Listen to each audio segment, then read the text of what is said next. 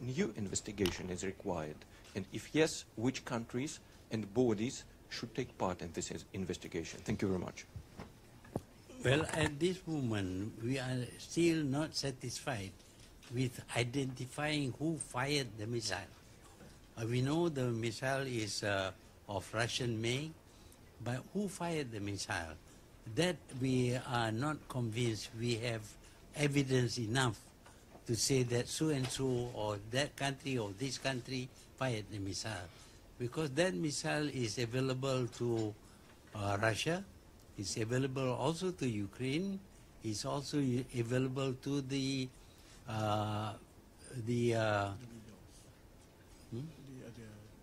rebels in Ukraine. The Russians who are in Ukraine, they are rebelling against the Ukrainian government. It is possible that they also have this missile and they could have fired. Show complete proof as to who fired the missile, we will accept. But at the moment, they have not shown complete proof, other than saying that it is a Russian missile.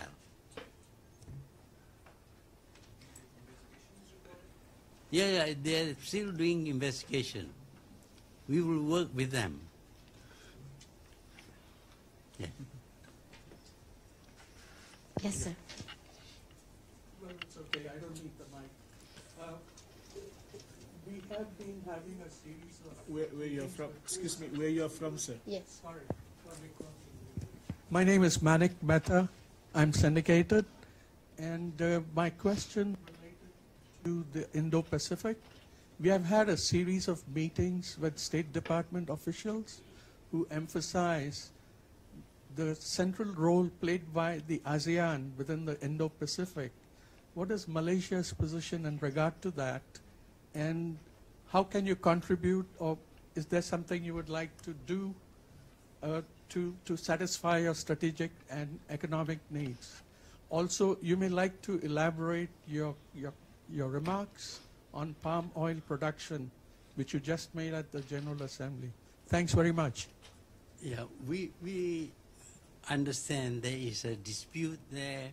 There is the Chinese have made some claims, and this is refuted by other countries. But the settlement should be through negotiation, should be through talking with the Chinese, with whoever it is that is worried about Chinese policies and Chinese claims. Now, ASEAN is in the center of the whole region.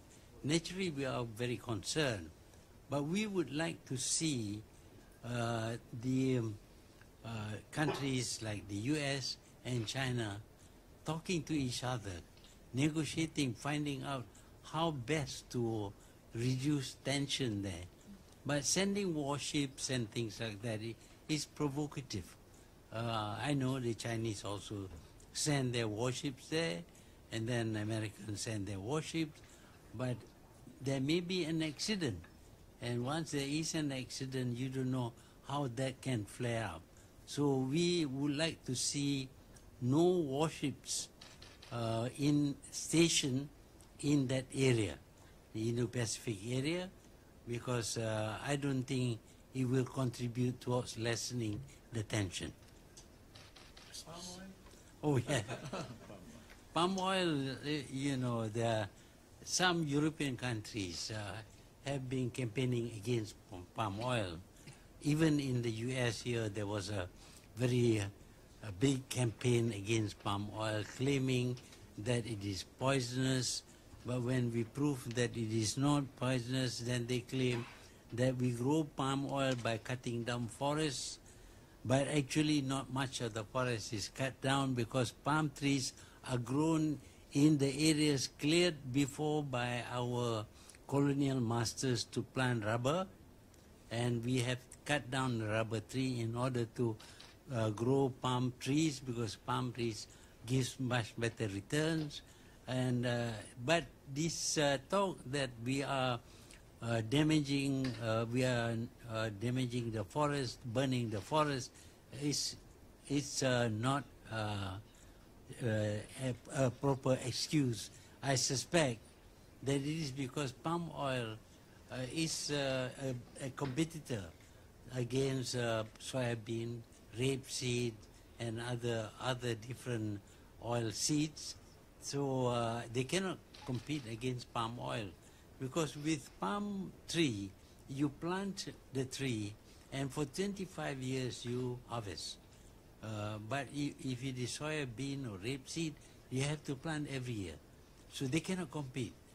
So because of that, they come up with this story that the habitat of the long-nosed monkeys have been destroyed. The orangutan now has got no place to go, all of which is nonsense. We are looking after all these animals. We are preserving them. We know that they are a species that is found only in that area, and we will look after them. We will ensure they survive. So the controversy over palm oil is created because of commercial reasons. Thank you. Yes, sir. Mr. Prime Minister, my name is Ho Resmay. I'm a reporter from Voice of America, Khmer Service. During your speech, you mentioned a lot about democracy, and my question will be about democracy, but democracy in Cambodia. Recently, Cambodian main opposition party was dissolved, and the Cambodian government tried to arrest the former leader, of opposition party. His name is Sam Rang Si, and the Prime Minister of Cambodia said he has sent the arrest warrant to Laos and Thailand and also to ASEAN country. I would like to get confirmation from you whether you get the arrest warrant from the Cambodian government to arrest the opposition leader Sam Rang Si, or you're not received it yet. Thank you. Well, generally we believe in democracy. We want to practice democracy, and we think that countries should have that system of government. But we don't interfere in the internal affairs of countries, as much as we do not like other people to interfere in the internal affairs of Malaysia. We had a problem before with the previous regime, but we didn't expect to be helped by anybody. We solved the problem by ourselves. But does your country get the arrest warrant from the Cambodian government to arrest this leader, the opposition leader Sam Rang Si? I mean the opposition leader of the Cambodian National Rescue Party. No. So, but if he comes by Malaysia, will Malaysian authority arrest him? I mean the former leader of the Cambodian National Rescue Party. We don't interfere in the internal affairs of countries. Okay, thank you so much. No. Okay, thank you, sir. Can we give way to this man in white shirt, please? Thank you, Mr. Prime Minister. I'm Gakushu Fujiwara with Asahi Shimbun, Japanese newspaper. Yesterday was the International Day for Total Elimination of Nuclear Weapons. But it seems to be very difficult to achieve it under the current international political situation. Japanese government want to be bridge between nuclear weapon states and non-nuclear weapon states.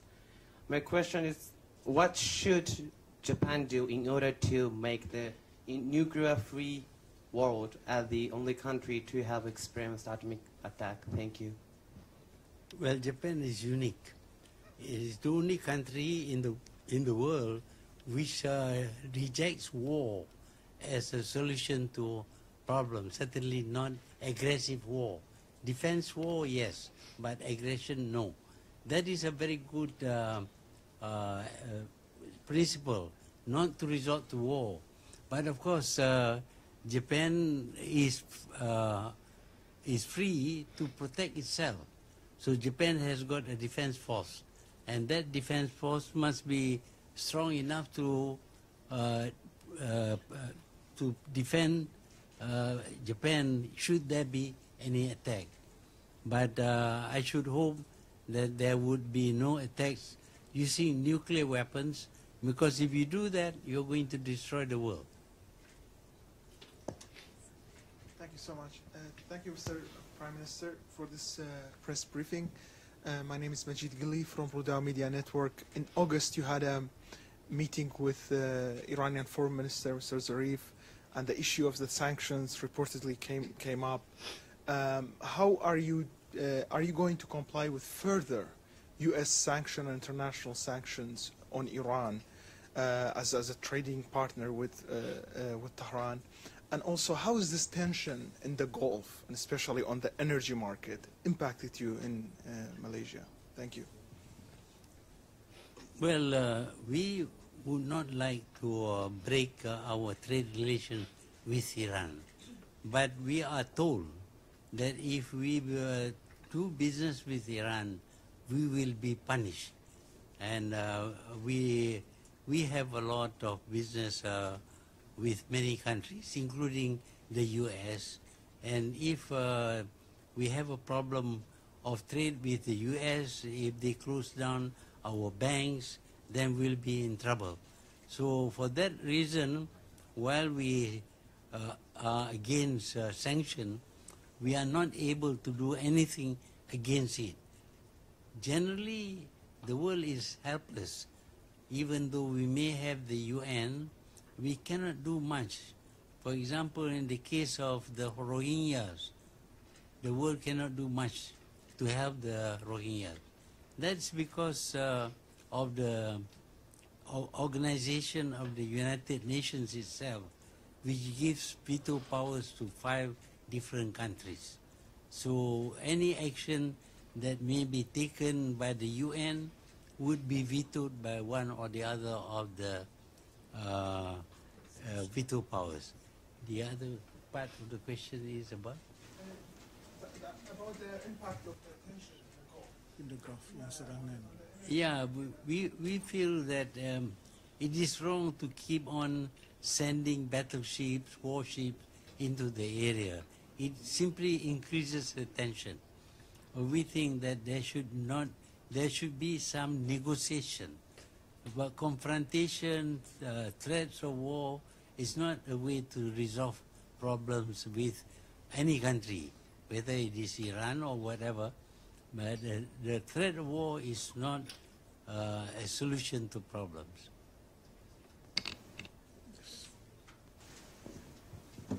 Thank you, Prime Minister. I'm Genji Yamaguchi from Kyodo News, Japan. I have 2 questions. The first one is very easy. How many times have you ever addressed in anger, general debate? This is the...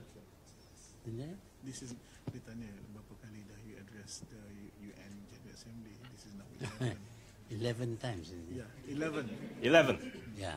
Right. And the second question is about a Swedish girl, Miss Greta Thunberg, who plays a key role in climate action movement now.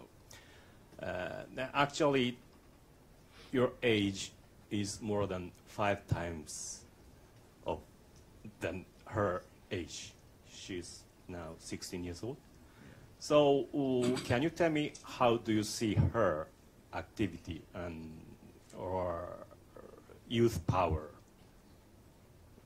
How do you see her activity? Thank you. Berita is the Swedish.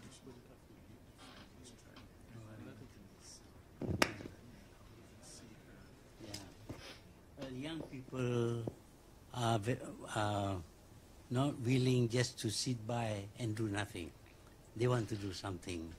And you know, this girl Malala of Pakistan, she is now a well-known person because she resisted. She was shot, she resisted, and she has become a kind of icon.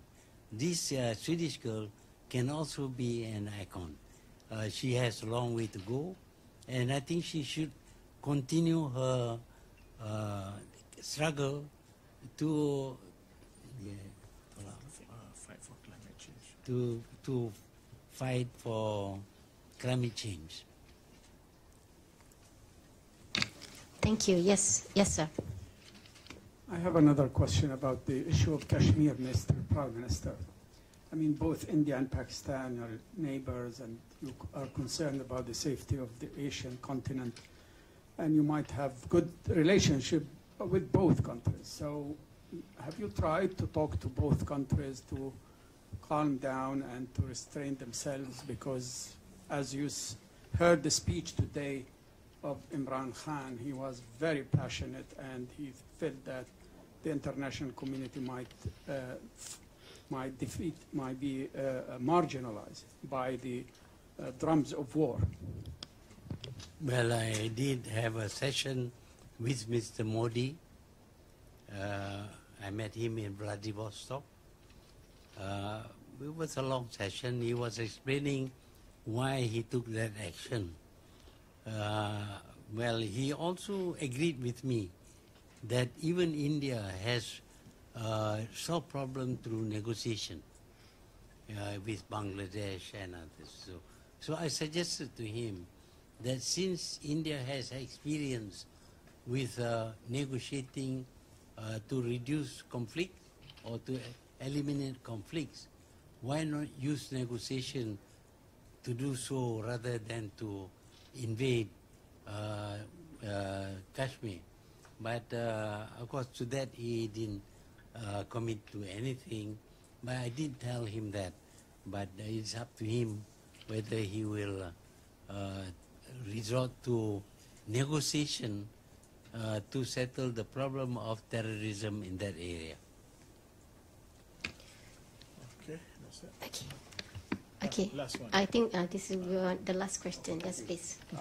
Recently, ASEAN has been pushing for the agreement, the Regional Comprehensive Economic Partnership, and there's a hope that it will be signed at the ASEAN Summit in Bangkok.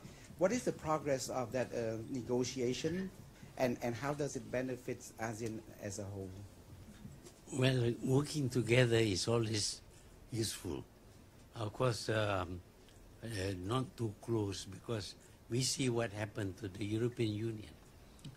We want to avoid that. But cooperating with each other in the field of manufacturing, for example, would be good for all the ASEAN countries. Supposing we want to build a car and we distribute the process to all the ASEAN countries. One country will design the car, another will test the car, a third will produce certain parts, and then you put together in the country that you are going to sell. That I think would be beneficial, because ASEAN has got 650 million people, half the population of China, and yet we don't have even half the strength of China. You see, so with our big population, we must learn how to exploit that population. Even though we are poor, China was poor before, even poorer than Malaysia, but because it changed strategies, today China is a very rich country. We should try and learn from China how to develop our country fast by cooperating with each other.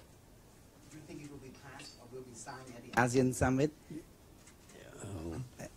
It's still under negotiation. If we are still negotiating. All right. Okay, with that, members of the media, ladies and gentlemen, thank you for your participation and enjoy the rest of the day. Thank you. Yeah, I remember your face.